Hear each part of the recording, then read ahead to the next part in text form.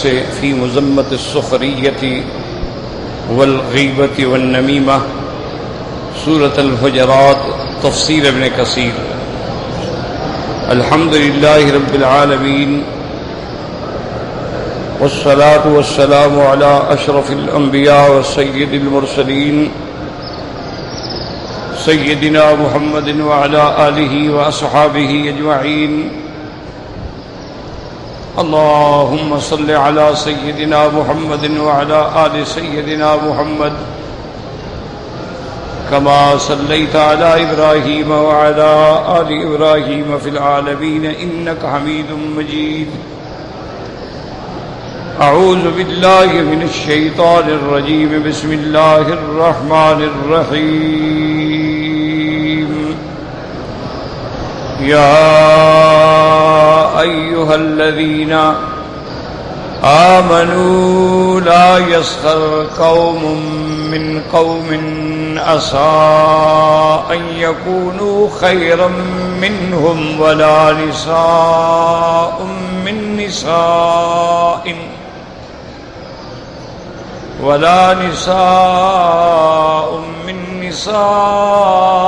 عسى أن يكن خيرا منهن ولا تلمزوا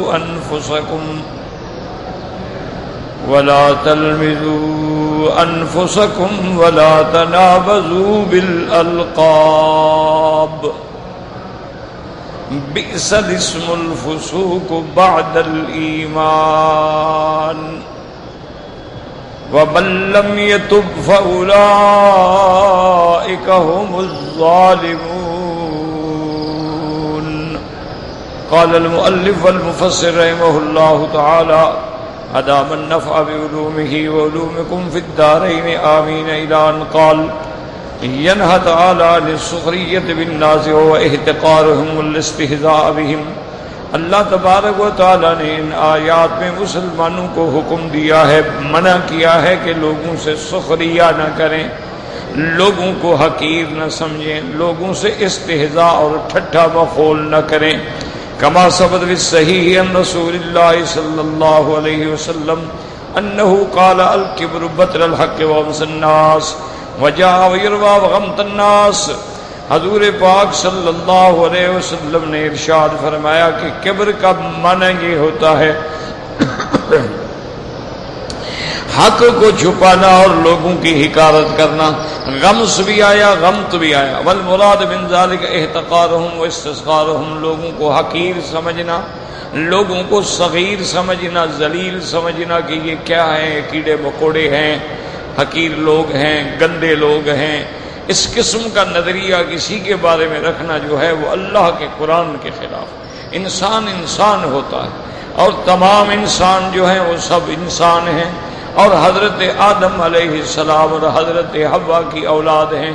اب یہ اللہ کا نظام ہے، کسی کو غریب بنا دیا، کسی کو فقیر بنا دیا، یہ نظام عالم ہے۔ کیوں؟ اگر سارے امیر ہوں پھر بھی نظام نہیں چلے گا، اگر سارے غریب ہوں پھر بھی نظام نہیں چلے گا۔ اللہ نے نظام بنایا، کسی کو غنی، کسی کو فقیر، کسی کو جبیل، کسی کو قوی، کسی کو طویل، کسی کو قصیر، کسی کو طاقت والا، کسی کو کمزور، کسی کو صحت والا، کسی کو بیمار، ایک دوسرے کے محتاج ہیں۔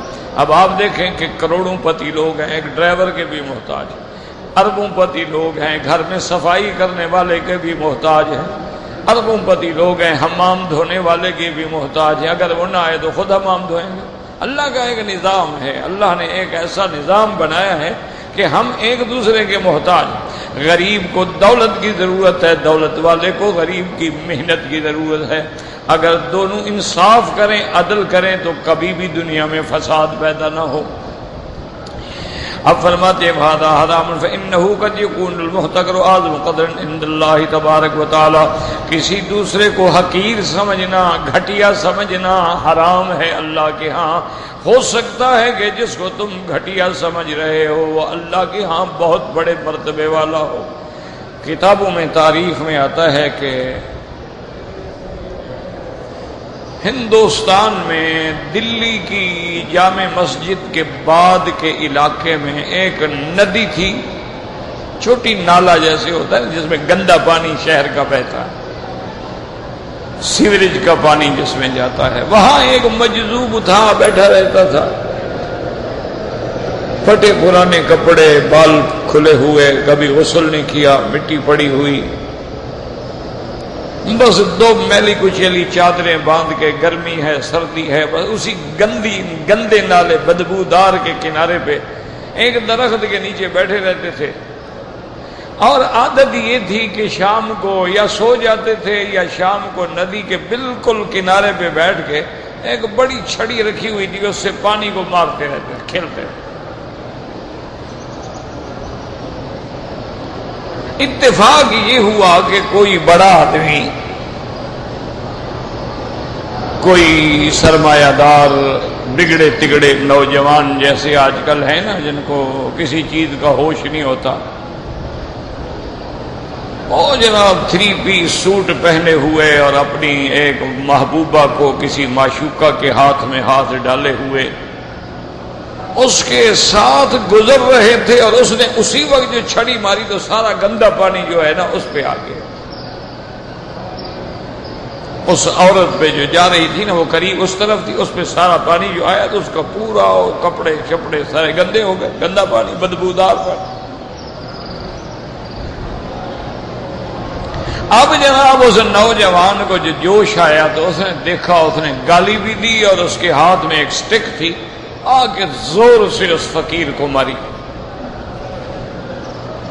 کہ شرم نہیں آتی پاگل، دیکھو ایک پارٹی میں جا رہے تھے، اب سارا سوٹ خراب ہو گیا، ہم واپس جائیں، پھر سوٹ بدلیں، پھر جائیں، پھر پہنچیں، یہ کیا ہے؟ کیسے تم فقیر ہو گندے پانی میں بیٹھے کھیل رہے ہو؟ چپ کر کے بیٹھے، کوئی بات نہیں۔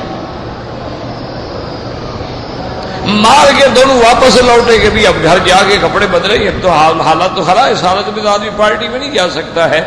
ابھی کوئی 20 قدم گئے تھے تو وہ جوان جو تھا نا فوراً پیٹ پکڑ کے اتنا شدید درد اٹھا کے کھڑا نہ ہوا، بیٹھ گیا، پھر زمین پہ اسی سوٹ کے ساتھ مٹی پہ لیٹ گیا، اب تڑپ رہا۔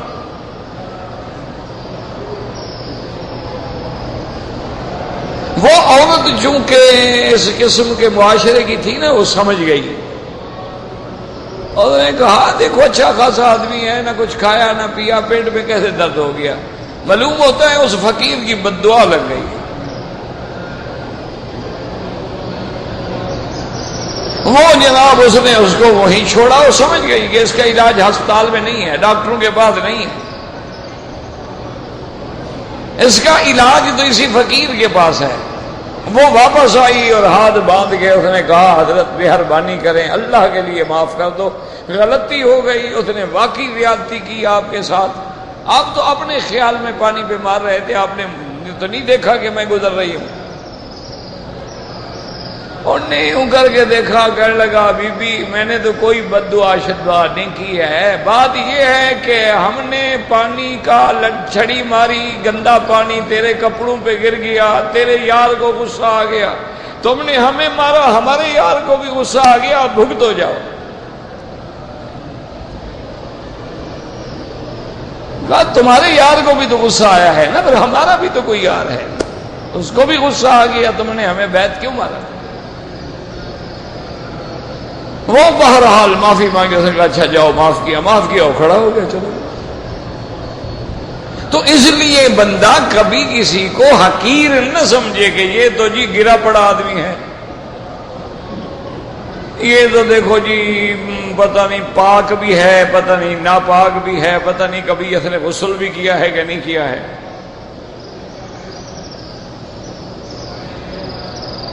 تو یہ اللہ کے لوگ ہوتے ہیں، ان کے معاملات اپنے اللہ کے ساتھ۔ اسی اللہ کے حرم میں باب عمرہ کے بعد باہر کافی عرصہ ہو گیا، ایک فقیر تھا، بیٹھا رہتا تھا، وہ عجیب آدمی تھا، سارا دن قرآن پڑھتا تھا، ہر وقت اس کی زبان پہ قرآن شریف تھا، 2 چادریں باندھتا تھا، وہ میلی کچیلی ہو کے جب میرے خیال میں بالکل گرنے کے قابل ہو جاتی تھی، کوئی بندہ اللہ کا دے جاتا ہوگا، پھر وہ اور باندھ لیتا، جیسے ہم احرام باندھتے ہیں ایسے احرام میں سارا دن قرآن پڑھتا اور سارا دن سگریٹ پیتا، سگریٹ بھی پی رہا ہے قرآن شریف بھی پڑھ رہا ہے، سگریٹ بھی پی رہا ہے قرآن شریف بھی پڑھ رہا ہے، پتہ نہیں کتنی ڈبیاں ڈھیر رکھی ہوتی تھی، سب پی جاتے۔ کبھی نماز میں دیکھتے ہم اس کو، نماز میں کھڑا ہے، ساری ساری رات نماز پڑھ رہا ہے، پتہ نہیں وہ کون سی نماز تھی۔ اچھا کبھی کبھی اللہ معاف کرے ہم دیکھتے بھی تکبیر ہو رہی ہے، بیٹھا ہوا ہے، کوئی سمجھ نہیں آیا۔ میرے ساتھ میرے ایک دوست تھے، وہ بھی مولوی تھے، عالم تھے، فوت ہو گئے، اللہ مغفرت فرمائے۔ تو میرے ساتھ جا رہے تھے تو میں نے اس سے ایسے کہا، میں نے کہا یار یہ بندہ کو لگتا ہے اللہ والا کو مجذوب آدمی، ہمیں پتہ رہتا تو ہے نہیں، چونکہ ہم تو طالب العلم ہیں، پھر یہ ہماری لائن بھی نہیں، لیکن ہے کوئی اللہ والا آدمی، نہ کسی سے پیسے لیتا ہے، نہ سوال کرتا ہے، نہ مانگتا ہے، اور اسی حالت میں ہے، اسی کیفیت میں ہے، اور سارا دن قرآن پڑھتا ہے۔ کوئی پیسے دیتا ہے؟ کہتا نہیں، لے جاؤ، بالکل نہیں لیتا۔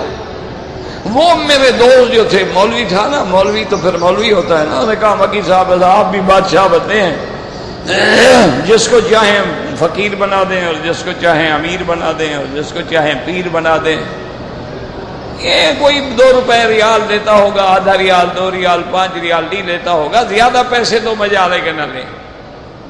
میں جاتا ہوں، دیکھو میں ابھی اس کو 100 ریال دیتا ہوں، دیکھو لیتا ہے کہ نہیں لیتا۔ میں نے کہا جی تو آپ بھی تجربہ کر لیں، میں تو ڈر کے مارے ایک طرف کھڑا ہو گیا۔ وہ مولوی صاحب جناب بڑے غصے سے گئے اور 100 ریال نکالا، اس کو پیش کیا، تو اس نے دیکھا اور کہا ان المنافقین یخادعون اللہ وہو خادعہم، منافق ہو تم، میرا امتحان لینے آئے ہو، جاؤ دفع ہو جاؤ۔ واپس آئے، کہتے یار واقعی یہ تو کوئی ہے؟ میں نے کہا اس نے واقعی پہچانے آپ کو، آپ ہوں گے نا ایسے؟ میں کیا منافقت ہوں؟ یہ منافقت تو ہے نا، جو کچھ ہے کہ اوپر سے کچھ کہہ رہے ہیں، یہ اللہ کے لوگ ہیں، چھوڑو ان کو ان کے حال پہ بس۔ میں نے بھی آپ سے یہ تو نہیں کہا تھا کہ اس کی جا کے بیعت کر لو، پیر بنا لو، میں نے کہا یہ اللہ والا لگتا ہے، باقی اللہ عالم۔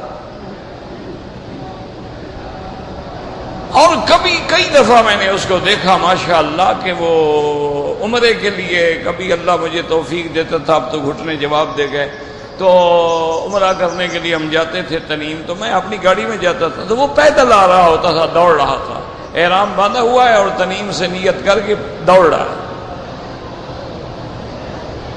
میں نے کئی دفعہ گاڑی روکی اور میں نہیں روکنا چاہتا تھا، لیکن کبھی کبھی میرے ساتھ فیملی ہوتی، وہ کہتے ہیں دیکھو بیچارہ بوڑھا آدمی ہے، دوڑ ہے، اس کو بٹھاؤ۔ تو میں گاڑی روک کے، انہوں نے کہا بس شیخ آپ گاڑی بھی نہ روکا کریں اور مجھے کبھی کہا بھی نہ کریں کہ بیٹھو، بس آپ کو میں کچھ کہتا نہیں، آپ جاؤ، نہیں بیٹھ پیدل۔ اسی طرح پیدل عمرے کے لیے جانا، پیدل آنا، عمرہ کرنا، طواف کرنا، پھر باہر بیٹھا ہے دھوپ میں۔ اللہ کے بندے ہم روزے سے مر رہے ہیں، تم دھوپ میں بیٹھے ہوئے ہو، ہم ایئر کنڈیشن ڈھونڈ رہے ہیں، لیکن اس کو تو ہم نہیں کہتے تھے، دل میں ہم خیال کرتے تھے۔ تو اس لیے کبھی کسی کو حقیر نہ سمجھو۔ اللہ تبارک و تعالی نے میں نے اخبار میں پڑھا، ایک بندے نے لکھا کہ میں ماشاءاللہ کروڑوں پتی آدمی تھا، میرا بڑا کاروبار تھا، اور جس کاروبار میں نے ہاتھ ڈالا اسی میں اللہ نے مجھے کامیاب کیا۔ ایک دن میں آیا تو میرا جو باغ اپنے کوٹھی کی لان میں نے مالی رکھا ہوا تھا، تو کچھ پودے جو تھے وہ خشک ہو گئے تھے۔ میں آیا اور میں نے پودے دیکھے کہ خشک ہو گئے ہیں، میں نے مالی کو بلایا، میں نے اس کو گالیاں دی، میں نے اس کو 2-3 تھپڑ بھی مارے۔ تم تنخواہ نہیں لیتے ہو، اللہ واسطے کام کرتے ہو، حرام خور ہو، دیکھو میرے کتنے قیمتی پودے تھے خشک ہو گئے۔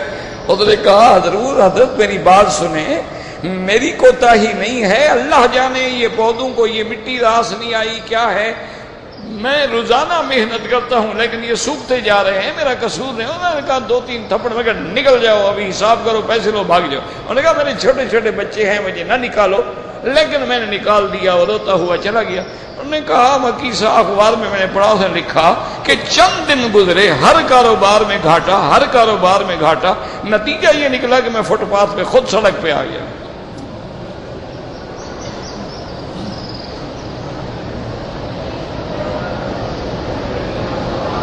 نے کہا مجھے کسی نے بتایا کہ بھی فلاں جگہ پر ایک اللہ والا رہتا ہے، اس کے پاس جاؤ دعا کراؤ۔ میں اس کے پاس گیا، میں نے جا کے عرض کیا کہ حضرت میں تو بڑا ہی خوشحال تھا، میری کوٹھیاں بک گئی ہیں، گھر بک گیا، گاڑیاں بک گئی ہیں، کاروبار ختم ہو گیا۔ اور اس نے کہا کسی غریب ملازم کو دکھایا ہوگا نا، اس کی وجہ سے تمہیں رزق مل رہا تھا، بدبخت تم نے مارا۔ اس نے بد دعا کر، تم سمجھتے تھے تمہاری نیکی سے مل رہا ہے، وہ ان غریبوں کی دعا سے مل رہا تھا۔ اس لیے کبھی اپنے نوکر کو، ملازم کو، بزارے کو، ہاری کو، ہمسائے کو کبھی حقیر نہ سمجھنا، پتہ نہیں تمہیں خدا کس کی وجہ سے دے رہا ہے۔ مجبوری ہو جائے، حالات ہو جائے، اس کو بتا دو کہ بھئی میرے حالات یہ ہیں، اب بھائی میں تنخواہ دینے کے قابل نہیں رہا، گزارا کرو، تو پھر مل کے گزارا کریں گے۔ لیکن کسی کو دکھاؤ نہیں کہ تمہیں بد دعا دے، کیونکہ جب مظلوم کے دل سے دعا نکلتی ہے، لیس بینہ و بین اللہ حجاب، اللہ اور اللہ اور مظلوم کی دعا کے درمیان میں کوئی پردہ نہیں ہوتا، سیدھی عرش پہ جاتی۔ اس لیے کبھی کسی کو حقیر نہ سمجھا کریں، مظلوم کی بد دعا سے بچیں۔ اگر علاقے میں، محلے میں کوئی غریب ہے، یتیم ہے، کوئی بیوہ ہے، ان کے سر پہ ہاتھ رکھیں، ان کی عزت کے محافظ بنیں۔ انہیں زیادہ نہیں دے سکتے، حضور نے فرمایا تم نے گوشت نہیں دے سکتے ہو، گوشت میں پانی تو بڑھا سکتے ہو نا، ان کو تھوڑا شوربہ ڈال کے ایک روٹی دے دو۔ اسلام تو یہ کہتا ہے کہ اپنا گھر اتنا اونچا نہ بناؤ کہ دوسرے کا سایہ رک جائے، دوسرے کی روشنی رک جائے۔ اسلام یہ کہتا ہے کہ اگر تم نے بازار سے فروٹ خریدا ہے، پھل کھانے کے بعد چھلکا لپیٹ کے کہیں ڈالو، سڑک پہ نہ ڈالو، کوئی غریب گزرے اور دیکھے کہ یار اس کے گھر میں تو فروٹ ہے اور ہمیں روٹی نہیں ملتی، اس کے دل سے نکلی تو تم برباد ہو جاؤ۔ لیکن آج ان چیزوں کا کون خیال کرتا ہے؟ اگلا بڑے بڑے لوگ جو ہیں، اللہ معاف کرے، وہ تو سمجھتے ہیں کہ یہ کیڑے مکوڑے ہیں، گاڑی کے نیچے آئے مر جائیں مر جائیں، مر گئے، کام نہیں کیا، زنجیریں ڈالی ہوئی ہیں، نجی جیلیں بنائی ہوئی ہیں، ان میں آپ مزدوروں کو رکھا ہوا ہے، سارا دن وہ کام کرتے ہیں، شام کو زنجیریں ڈال کے کمرے میں ڈال دیا جاتا ہے۔ یہ اللہ کے عذاب سے نہیں ڈرتے، فکر نہ کرو، اگر یہ دنیا گزر بھی گئی نا تو آگے جہنم کے ہتھیار اور جہنم کے زنجیر تمہارے لیے تیار۔ اللہ بدلہ لیتا ہے غریبوں کا۔ اس لیے فرمایا کہ یہ سب سے بڑی بری چیز ہے، حرام ہے۔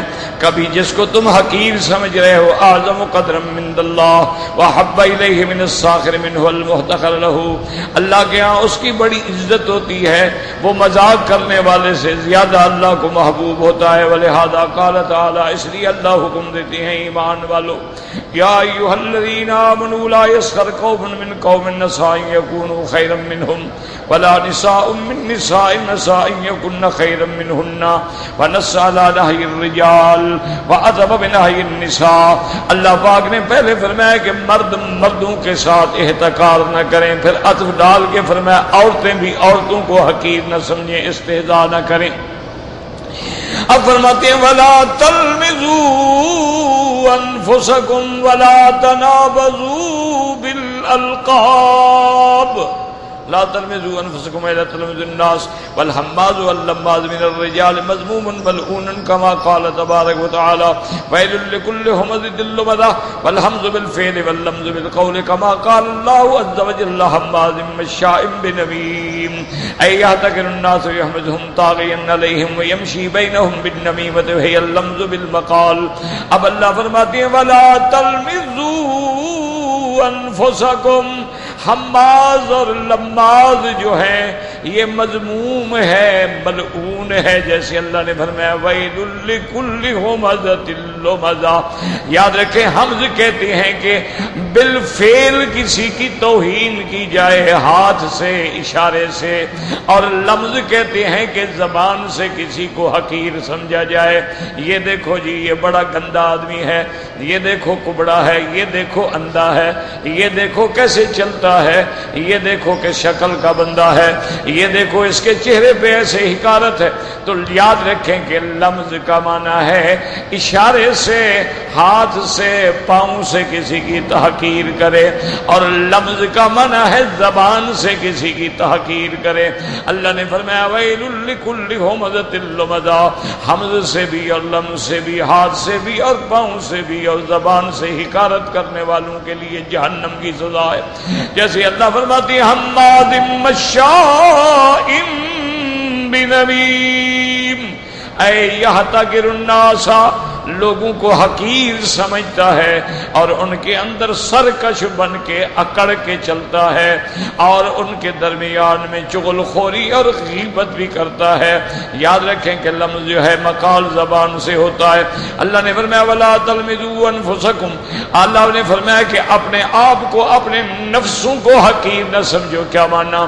جب تم دوسرے کی حقارت کرو گے تو وہ تمہاری حقارت کرے گا۔ جیسے فرمایا ولا تقتلوا انفسکم، اپنے آپ کو قتل نہ کرو۔ اپنے آپ کو قتل کرنے کا معنی یہ ہے کہ جب تم دوسرے کو قتل کرو گے تو گویا وہ تمہیں قتل کرے گا، تو آپ نے اپنے قتل کے اسباب خود پیدا کیے ہیں۔ اس لیے حدیث مبارک میں آتا ہے حضور نے فرمایا کتنا برا ہے وہ بندہ جو اپنے ماں باپ کو گالیاں دیتا ہے۔ صحابہ نے عرض کیا یا رسول اللہ صلی اللہ علیہ وسلم، ایسا بھی کوئی رذیل ہوگا جو اپنی ماں باپ کو گالیاں دے گا؟ آپ نے فرمایا جب تم کسی دوسرے کے ماں باپ کو گالیاں دیتے ہو، وہ تمہیں جواب میں گالی دیتا ہے، تو اپنے ماں باپ کے گالی دینے کا ذریعہ تم بن گئے۔ تم اگر اس کے ماں باپ کو گالی نہ دیتے تو وہ بھی تمہارے ماں باپ کو گالی نہ دیتا۔ اسی لیے اللہ نے قرآن میں فرمایا ولا تسبوا الذین یدعون من دون اللہ فیسبوا اللہ عدوا بغیر علم، تم کسی کافر لوگ جو ہیں ان کے بتوں کو بھی گالی نہ دو، ان کے دیوی دیوتاؤں کو بھی گالی نہ دو، کہیں ایسا نہ ہو کہ وہ تمہارے سچے خدا کے خلاف باتیں کریں۔ اس لیے آدمی ہمیشہ خیال رکھے کسی کو حقیر نہ سمجھے، کسی کو گالی نہ دے اور کسی کو برا نہ سمجھے۔ اس لیے فرماتے ہیں وَلَا تَلْمِزُوا أَنفُسَكُمْ وَلَا تَنَابَزُوا بِالْأَلْقَابِ۔ قال ابن عباس وجاہد سے بین قتادہ وقال حیان، حضرت ابن عباس، حضرت مجاہد، حضرت سعید، حضرت قتادہ، حضرت مقاتل بن حیان رحمہ اللہ فرماتے ہیں ولا تلمزوا انفسکم کا معنی ہوتا ہے لا یطعن بعضکم علی بعض، ایک دوسرے پہ طعن نہ کرو، ایک دوسرے پہ الزام تراشی نہ کرو، ایک دوسرے پہ عیب جوئی نہ کرو۔ ولا تنابزوا بالالقاب، ای لا تدعوا بالالقاب وہی التی یسوء الشخص سماعها، اور ایک دوسرے کو برے لقب سے یاد نہ کرو، جیسے کہہ دیتے ہیں دیکھو یہ گدھا ہے، یہ کھوتا ہے، یہ الو ہے، یہ الو کا پٹھا ہے، یہ فلان ہے، ایسے القاب سے یاد نہ کرو جو دوسرے کو برا لگے۔ قال الامام احمد حدثنا اسماعیل قال حدثنا داؤد بن ہند الشعبی قال حدثني ابو جبیر بن الضحاک قال فينا نزلت في بني سلمة ولا تنابزوا بالالقاب قال قدم رسول اللہ صلی اللہ علیہ وسلم المدینہ وليس فينا رجل الا وله اسمان او ثلاثه وكان اذا دعي احد منهم باسم من تلك الاسماء قالوا يا رسول الله صلی اللہ علیہ وسلم انه يغضب من هذا فنزلت ولا تنابزوا بالالقاب۔ امام احمد رحمۃ اللہ علیہ نے روایت فرمائی ہے کہ بنی سلمہ کے بارے میں ابو جبیر الضحاک کہتے ہیں کہ بنی سلمہ کے بارے میں یہ آیت نازل ہوئی ہے۔ وہ کہتے ہیں کہ ہمارے جب ہم مدینہ منورہ میں تھے، ہمارے آدمیوں پہ دو دو تین تین نام مشہور ہوتے تھے، لیکن بعض نام ایسے ہوتے تھے جس سے اگلا چڑھتا تھا۔ حضور جب مدینے میں آئے تو کبھی آپ کسی نام سے پکارتے تو ہم کہتے یا رسول اللہ وہ تو اس نام کو برا سمجھتا ہے۔ اللہ نے حکم دے دیا کہ کسی کو کسی لقب سے، ایسے نام سے نہ پکارو جس کو وہ برا سمجھتا ہو، حقیر سمجھتا ہو۔ یاد رکھیں کہ بعض القاب ایسے ہوتے ہیں کہ پہچان کے لیے ہوتے ہیں، یعنی اس میں حکارت نہیں مقصود ہوتی۔ جیسے حدیث کے راوی میں آتے حدثنا حمید الطویل، حمید لمبا جو ہے نا اس نے روایت کی ہے، تو اب حمید کیونکہ بہت تھے تو اس لیے طویل کا نام ساتھ لگایا گیا۔ جیسے آتا ہے الامش، آمش معنی چندھا، جیسے آتا ہے الاحدب، احدب کا معنی جو ہے کبڑا، جیسے آتا ہے حمزہ، حمز کا معنی جو ہے ایک ایسی سبزی ہے جس کے کھانے سے بندے کو ذرا تیز لگتی ہے، اس کو بھی حمزہ کہتے ہیں۔ حمزہ بکلا کا بھی نام ہے، حمزہ شیر کا بھی نام ہے، اسد کو بھی حمزہ کہتے ہیں۔ تو بہرحال بعض نام ایسے ہوتے ہیں یا بعض نام ایسے ہوتے ہیں جو محبت میں رکھے جاتے ہیں، جیسے سیدنا علی رضی اللہ تعالیٰ عنہ سو رہے تھے اور آپ کے سر مبارک مٹی پہ تھا اور بالوں میں مٹی تھی، حضور پاک نے آپ کے بالوں کو چھٹکا فرمایا، قم ابی تراب، قم ابی تراب، مٹی کے باپ اٹھو، اٹھو مٹی کے باپ۔ تو حضرت علی نے فرمایا آپ کی کنیت تھی ابی الحسن، چونکہ قاعدہ یہ ہوتا ہے کنیت ہمیشہ آدمی کی بڑے بیٹے کے نام سے ہوتی ہے، یعنی آپ کے اگر 4 بیٹے ہیں، 2 ہیں، 3 ہیں، تو جو بڑا ہے اس کے نام سے آپ پہچانے جائیں گے، اس کے ساتھ آپ کنیت رکھیں گے۔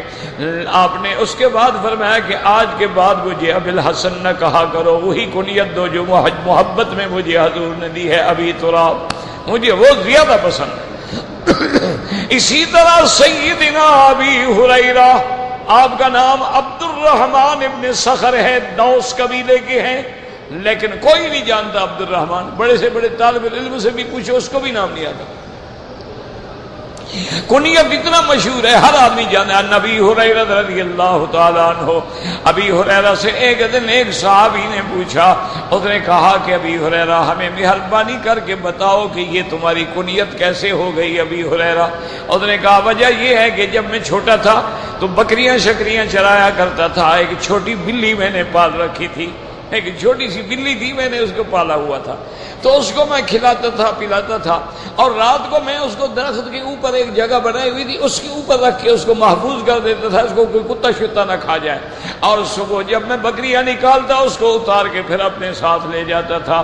تو میرے اس پیار کی وجہ سے لوگوں نے مجھے بلی کا باپ کہنا شروع کیا، تو میں مشہور ہو گیا ابی ہریرہ رضی اللہ تعالیٰ عنہ۔ تو بعض اوقات ایسی کنیتیں جو ہیں آدمی کی محبت میں ہوتی، جیسے حضور نے ایک صحابی کو فرمایا صدق ذو الیدین، یہ 2 ہاتھ والا ٹھیک کہہ رہا ہے، تو ہر بندے کے 2 ہاتھ ہوتے۔ ایک صحابی کو حضور نے فرمایا ذو الشمالین، وجہ تھی کہ ہاتھ اس کے ذرا لمبے تھے باقی ہاتھوں سے۔ اسی تو یہ چیزیں جو ہے نا محبت میں مانا ہے حقیر سمجھ کے الزام نہ لگاؤ کسی کی توہین کے طور پر، اور اگر اس کا نام پڑ گیا ہے اور وہ اس کو برا سمجھتا ہے تو کبھی اس کو اس نام سے نہ پکارو، جس بات سے اس کو تکلیف پہنچے، اس سے اللہ نے منع کیا ہے۔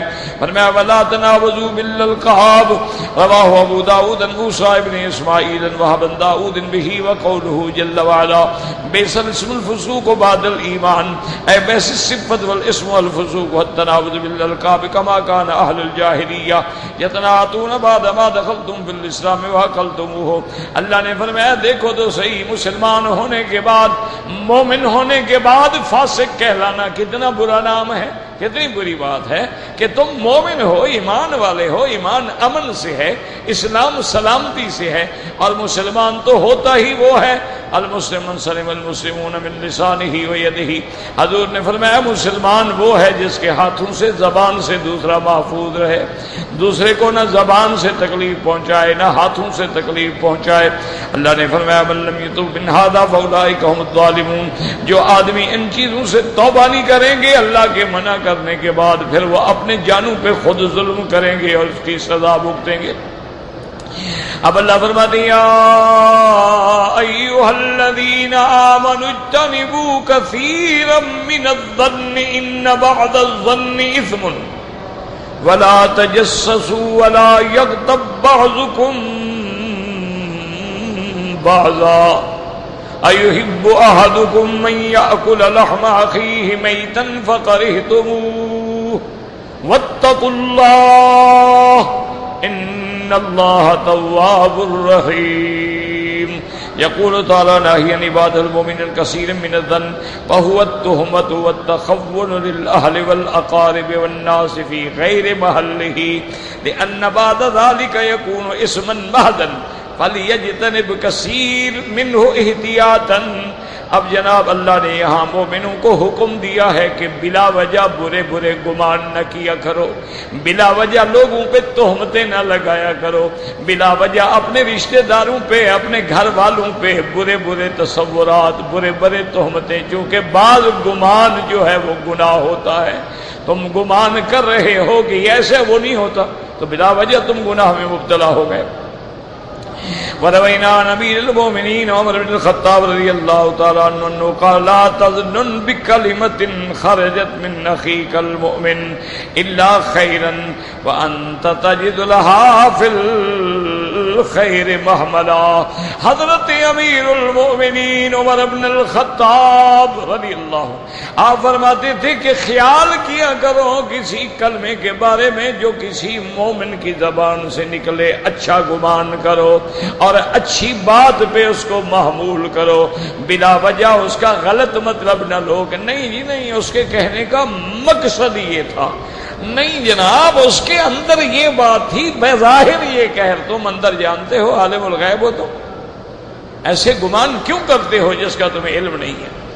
اور اس کے بعد فرماتے قال ابو عبداللہ ابن ماجہ حدثنا ابو القاسم نبی زمرد نصر محمد بن سلیمان الحمصی قال حدثنا ابی قال حدثنا عبداللہ بن قیس النضری حدثنا عبداللہ بن عمر رضی اللہ تعالی عنہما قال رأيت النبي صلى يطوف بالكعبة يقول ما أطيبك وأطيب ريحك مما أعظمك وأعظم حرمتك والذي نفسي نفس محمد بيده لحرمة المؤمن أعظم عند الله تعالى حرمة من كماله وذمه وأن يظن به إلا خيرا.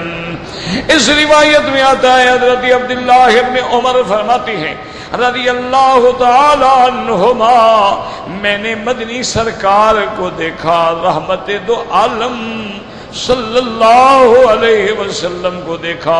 رأیت النبی صلی اللہ علیہ وسلم یطوف بالکعبۃ، آپ کعبے کا طواف کر رہے تھے. فرمائے تھے ما اطیبک و اطیب ریحک، کہ اللہ نے کیسے تمہیں پاکیزہ بنایا ہے اور کیسے تیری پاکیزہ خوشبو ہے، اللہ نے کیسے تمہیں عزت دی ہے، اللہ نے کیسے تمہیں حرمت دی ہے، اللہ نے تیرا شان کتنا اونچا کر دیا ہے کہ حضرت آدم سے لے کر قیامت تک ہر پیغمبر، ہر رسول، ہر شان والا تیرے گرد گھوم کے طواف کر رہا ہے.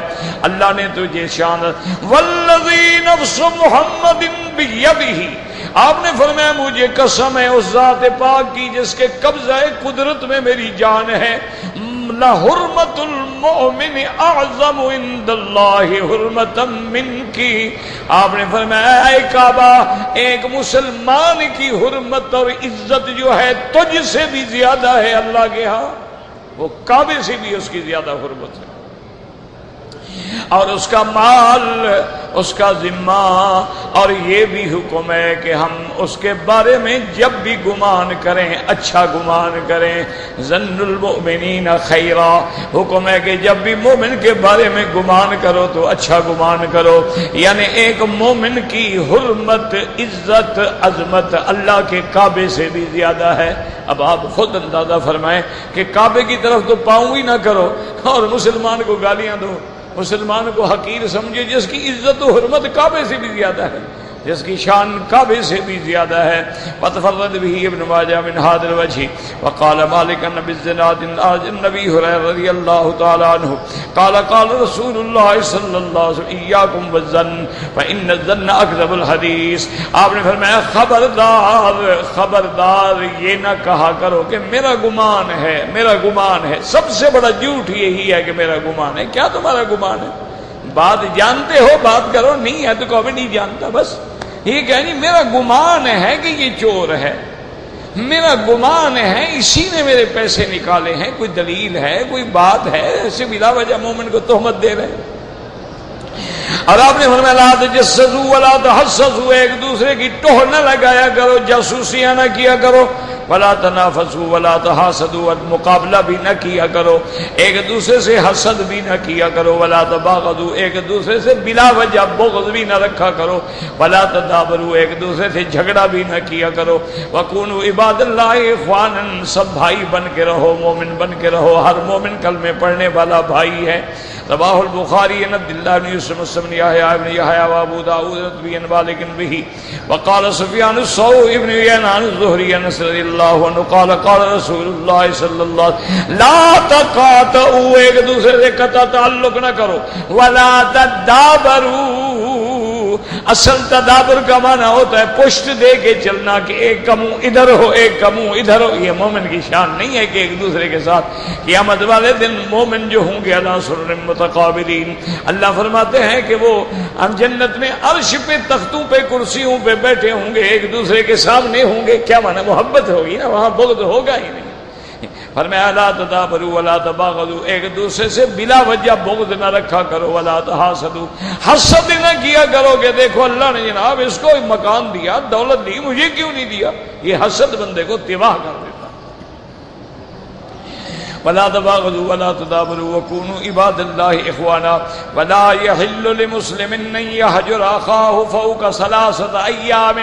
حضور نے فرمایا کسی مسلمان کے لیے یہ جائز نہیں کہ اگر کسی بندے سے جھگڑا ہو جائے تو 3 دن سے زیادہ جھگڑا نہ رکھے.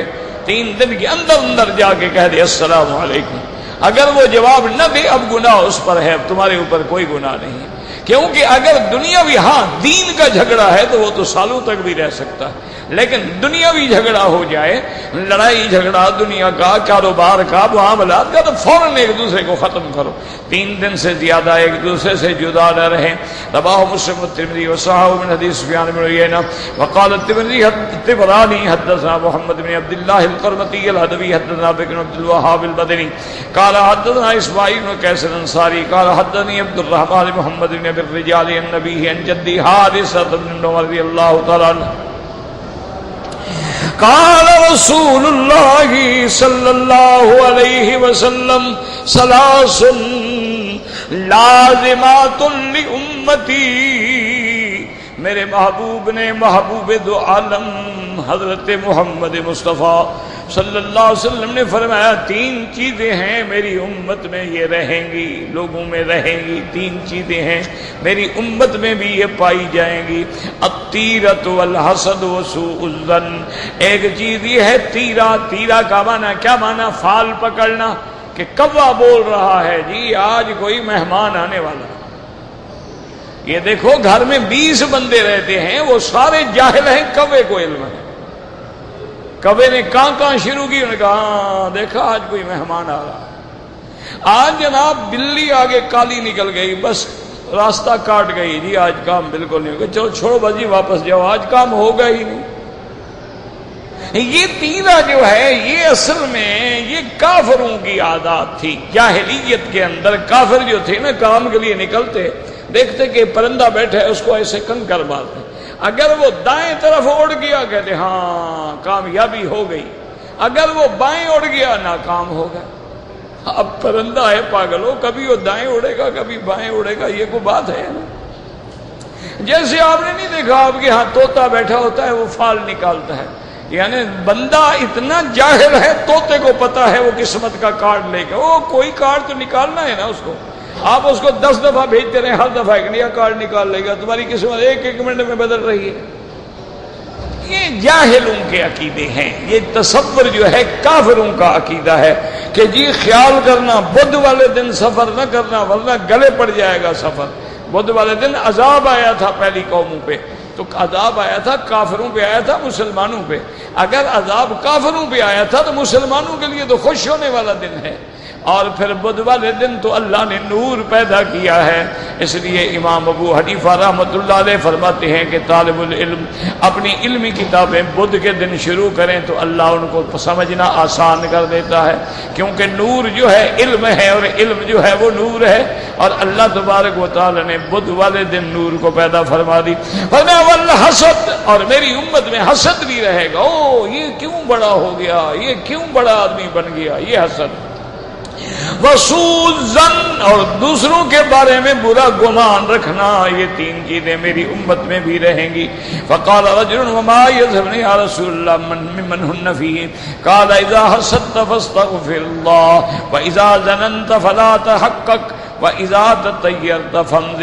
ایک صحابی نے پوچھا یا رسول اللہ اگر ان 3 بیماریوں میں بندہ مبتلا ہو تو پھر علاج کیا کرے، اس کا علاج کیا ہے؟ حضور نے فرمایا علاج یہ ہے اگر کسی کے بارے میں حسد پیدا ہو گئی، یہ جناب کیوں اس کو عزت مل گئی، فوراً توبہ کرو، استغفر اللہ، اللہ تیری مرضی ہے تو عزت دے، تو عز من تشاء و تذل من تشاء بیدک الخیر۔ اور آپ نے فرمایا کہ اگر اسی طرح تم نے کسی کے بارے میں گمان کیا، یار یہ میرا گمان ہے یہ بندہ اچھا نہیں، اس کو چھوڑ دو، بس اس کی تحقیق نہ کرو۔ اور اس کے بعد فرماتی ہیں وما وَإِذَا تَطَيَّرْتَ، تم جا رہے تھے کہ بلی نے راستہ کاٹا، کسی چیز نے کاٹا، تمہارا خیال ہے نہیں، چھوڑ دو، کہو نہیں جو اللہ کو منظور ہے وہی ہوگا۔ کوئی کیا بلی کے کاٹنے سے کیا ہو سکتا ہے؟ بندہ کاٹے تو کچھ نہیں ہوتا، بلی کاٹے تو کام خراب ہو جاتا ہے، کتا کاٹے تو کچھ نہیں ہوتا، چونکہ کتا کافروں کو پیارا ہے لہذا اس کے راستہ کاٹنے سے گڑبڑ نہیں ہوتی، بلی کے کاٹنے سے گڑبڑ ہو جاتی۔ تو آپ چلے جائیں، آپ چھوڑ دیں اللہ پر۔ اور حضور نے فرمایا کہ بعض لوگوں کو جیسے عادت ہوتی ہے کہ آنکھ پھڑک رہی ہے، آج میرا دائیں ہاتھ کی فلاں ہڈی پھڑک رہی ہے، اس کا بھی علاج حضور نے بتا دی۔ فرمایا پڑھ لیا کرو اللہم لا طیر الا طیرک لا خیر الا خیرک ولا الہ غیرک، یا پڑھ لیا کرو اللہم لا یأتی بالحسنات الا انت ولا یذهب بالسیئات الا انت لا حول ولا قوة الا باللہ العلی العظیم، کچھ بھی نہیں ہوگا۔ اچھا بعض آدمی ہیں ان کے یہ اعصاب جو ہے نا آنکھ کے کمزور ہو جاتے ہیں، وہ پورا مہینہ پھڑکتی رہتی ہے، پھر وہ کیا کرے؟ یہ تو جاہلوں کے خیال۔ اچھا جیسے بندہ گمان کرتا ہے نا، اللہ بھی آزماتے ہیں، اسی مصیبت میں اس کو ڈال دیتے ہیں۔ اور جن بندوں کو یہ عقیدہ نہیں ہے، خیال نہیں ہے، پھڑکتی رہے جھڑکتی رہے دھڑکتی رہے، کیا ہے ہو گیا نہیں ہوا نہیں ہوا، وہ ادھر سوچتے ہی نہیں ہے، تصور ہی نہیں کرتے۔ اچھا اور یہ سارے خیال ہیں بھی مسلمانوں کو، کافروں کو کبھی خیال نہیں آتے۔ ان کی نہ آنکھ پھڑکتی ہے، نہ ان کے ہاتھ پھڑکتے ہیں، نہ ان کا دل دھڑکتا ہے، کچھ بھی نہیں ہوتا ہے۔ ہم نے چونکہ باپ دادے سے ہندو سے سن کے جاہلانہ عقیدوں کو دماغ میں جمایا ہوا ہے، لہذا وہ باتیں۔ وقال ابو داود حدثنا ابو بکر نبی شیبہ قال حدثنا ابو معاویہ نام زید رضی اللہ تعالی عنہ قال ابن مسعود رضی اللہ عنہ رجل فقیل هذا فلان تقطر لحيته خمرا وقال عبد الله رضی اللہ عنہ قد نهينا عن التجسس لكن يظهر لنا شيئا ناخذ به سمع بن یاد فی روایت ولید بن عقبہ بن ابی معیط کہتے ہیں ایک بندے کو حضرت عبداللہ بن مسعود رضی اللہ تعالی عنہ کی خدمت میں پیش کیا گیا، انہوں نے کہا اس کی داڑھی سے شراب کے قطرے گر رہے ہیں۔ آپ نے فرمایا کہ ہمیں اللہ نے حکم نہیں دیا کہ ہم ٹو لگائیں، سینگیں، شراب ہے، پانی ہے، تیل ہے، کیا بلایا؟ ہمیں حکم ہی نہیں ہے۔ ہاں اگر کچھ ظاہر ہو گیا پکڑا گیا پھر دیکھا جائے گا، ہمیں تو کوئی حکم نہیں ہے کہ ہم بلا وجہ کسی کی داڑھی سے پانی گرتا دیکھیں تو کہیں شراب گر رہی ہے، ہمیں کیا ضرورت ہے تجسس کرنے کی؟ تو اس لیے آپ نے فرمایا کہ ہمیں تجسس کا حکم نہیں ہے کہ لا تجسسوا ولا یغتب بعضکم بعضا، ایک دوسرے کی جاسوسی بھی نہ کریں اور ایک دوسرے کی غیبت بھی نہ کریں۔ اللہ پاک ہمیں ان تمام برائیوں سے بچائے اور اللہ ہمیں صراط مستقیم پہ چلنے کی توفیق عطا فرمائے۔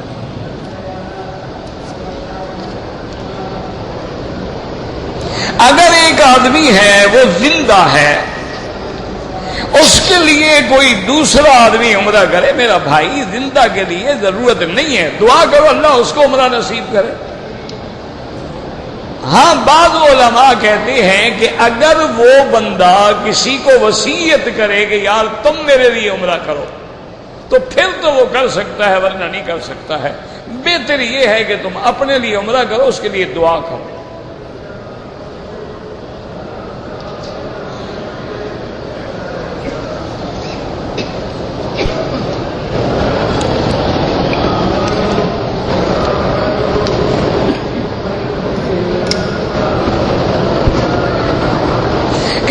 کہ کچھ دنوں سے میرا ایمان کمزور ہو رہا ہے اور مجھے گندے گندے خیالات آ رہے ہیں، ایسا زندگی میں کبھی نہیں ہوا، یہ کمزور نہیں ہو رہا، ایمان مضبوط ہو رہا ہے۔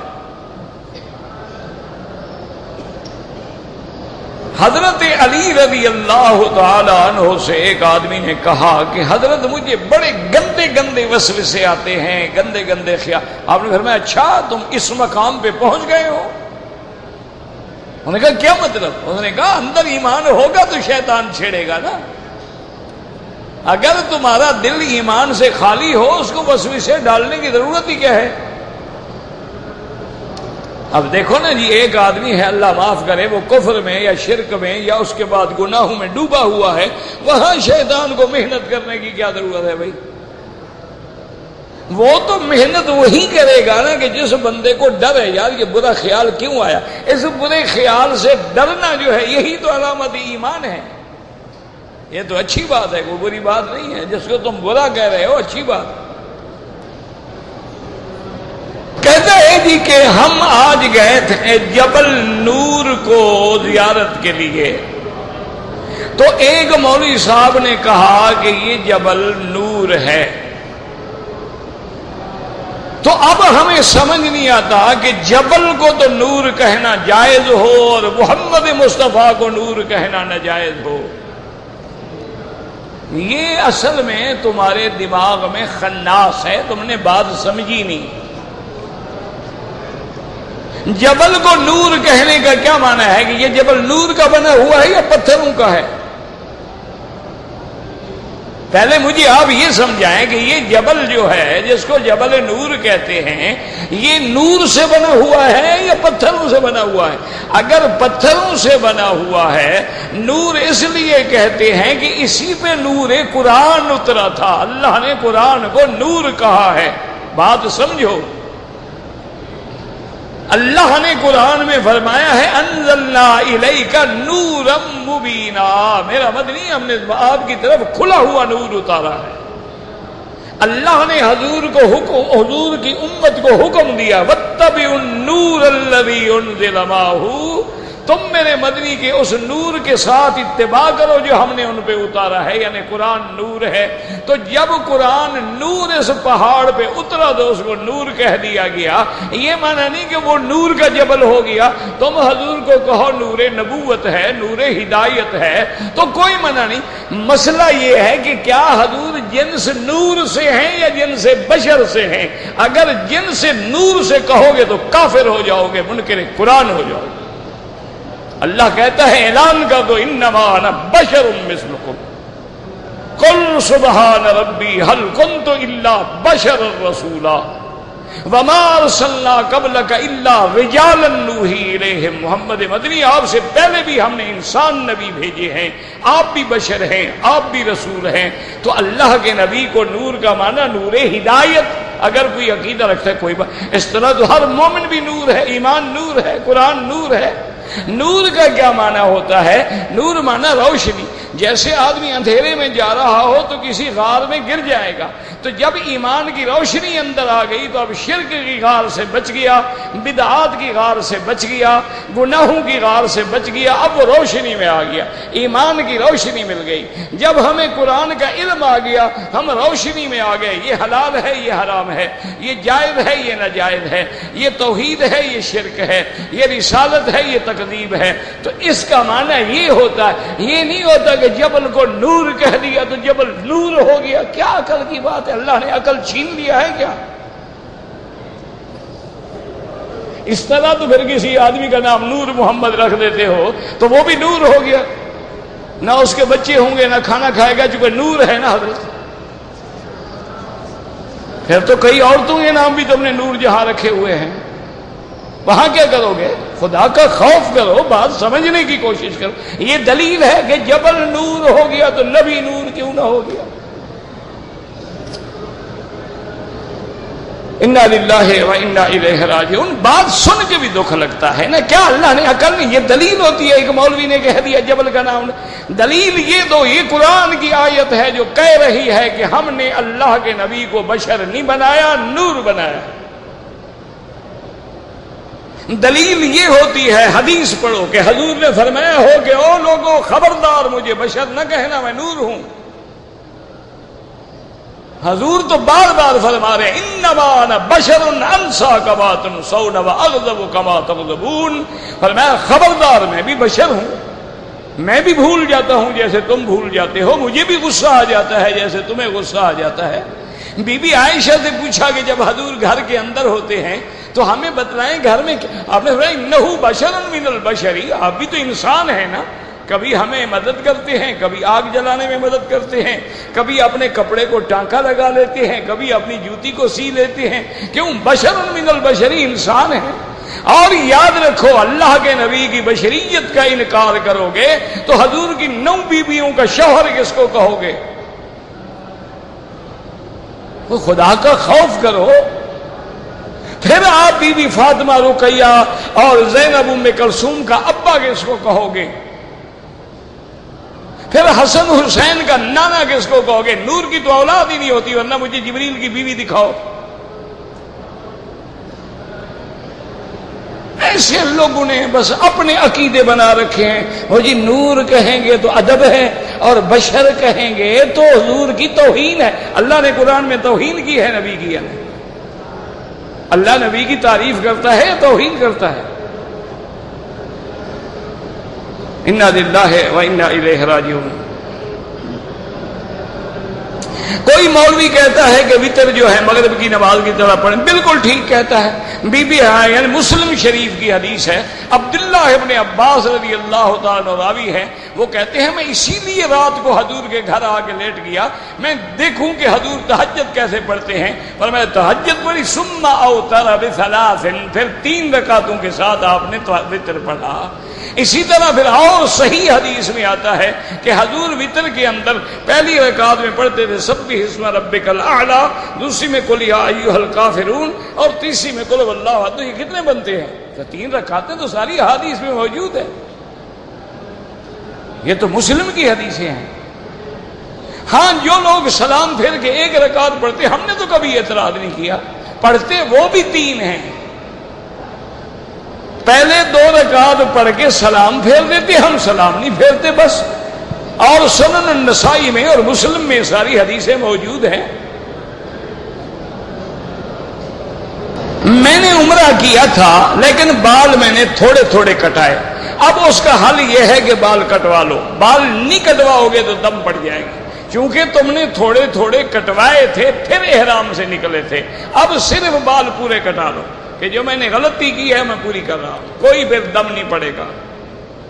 عمرہ ہو گیا آپ کا. اگر بال نہیں کٹاؤ گے تو دم پڑ جائے گا.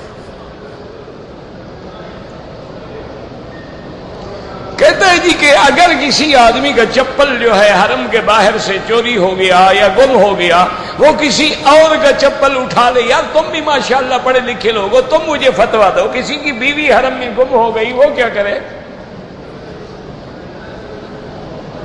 نہ بڑی چیز حرام ہے، چھوٹی حلال ہے. اللہ کے بندے جوتا ہے، کچھ ہے حرام ہے، تو ایک آدمی کا بھول گئے، تم کیوں چوری کرو؟ تم عمرہ کرنے آئے ہو، لوگوں کے جوتے چرانے آئے ہو. کپڑے میں باندھ کے رکھو، اپنے سامنے رکھو. اسی لیے محاورہ ہے نا النعلین تحت العین، اپنے جوتے کو آنکھوں کے آگے رکھو. اور میرے مدنی کتنا پیارے ہیں، آپ نے فرمایا کہ جوتا نماز پڑھے دائیں رکھو، اگر دائیں آدمی کھڑا ہے بائیں رکھو، اگر بائیں بھی آدمی فرمایا 2 ٹانگوں کے درمیان میں رکھو. حفاظت کرو. یہ تھوڑا ہے کہ لوگوں کے جوتے اٹھاتے رہو. اگر سفید بال ہو جائیں تو کالا رنگ بالکل حرام ہے.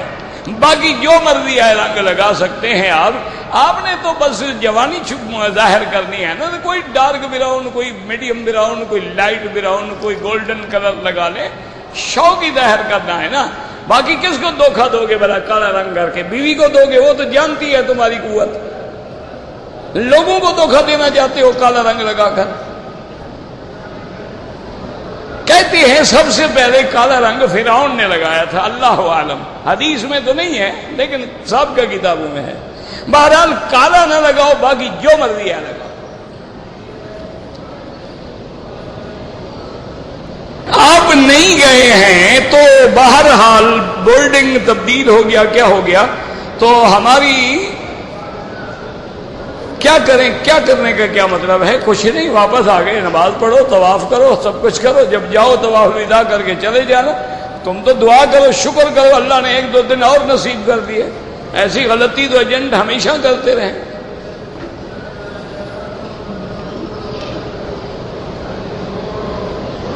اگر ہم دوسرا عمرہ کرنا چاہیں تو مسجد عائشہ سے یا جعرانہ سے، یعنی حد حرم کے باہر جا کے احرام باندھیں. اگر میں اردو کا ترجمہ پڑھتا رہوں تو وہ ثواب ملے گا جو قرآن کا ہے؟ بالکل نہیں ملے گا. قرآن اللہ نے عربی میں نازل کیا ہے، اس کا ثواب ملے گا۔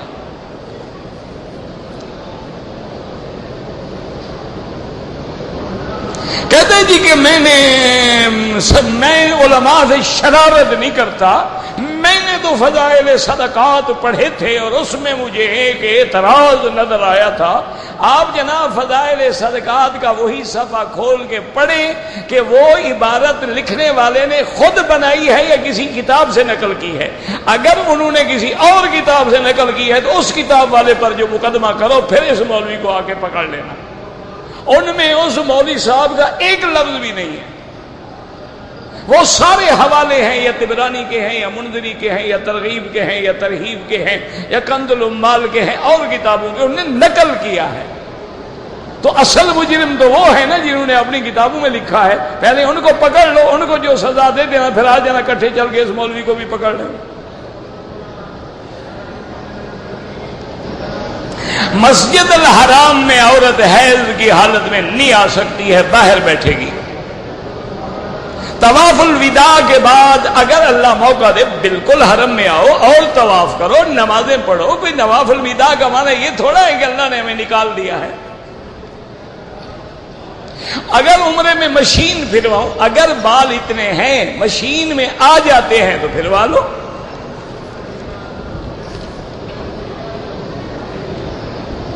ایک مسلمان آدمی کا نکاح عیسائی عورت سے ہو سکتا ہے؟ مسلمان عورتیں ساری مر گئی ہیں، اب عیسائی ڈھونڈ رہے ہو؟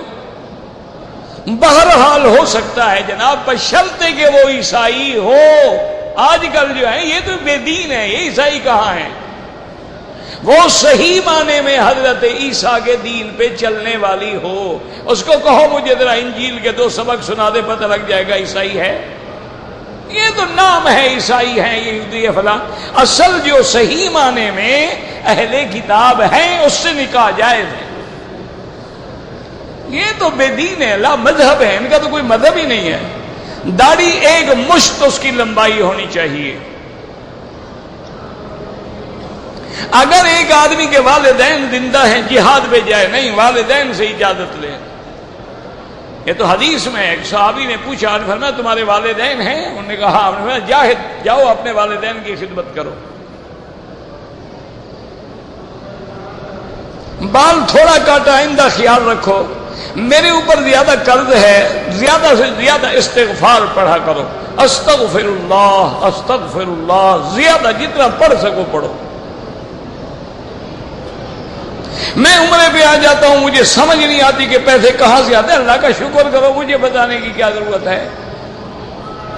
اللہ کا شکر کرو، اللہ منگا لیتے ہیں، بلا لیتے ہیں، اسباب پیدا کر دیتے ہیں۔ زندگی میں حج ایک دفعہ، حضور پاک نے فرض حج ایک دفعہ کیا ہے، عمرے 4 فرمائے ہیں۔ طواف کے دوران میں کھا سکتے ہیں، مجبوری ہے، روزہ ہے، افطار کرنا ہے، ورنہ یہ نہیں ہے کہ چاکلیٹ لے کے کھاتے پھرو۔ کفن کو زمزم سے دھونے کا کوئی شریعت میں کوئی مسئلہ نہیں ہے۔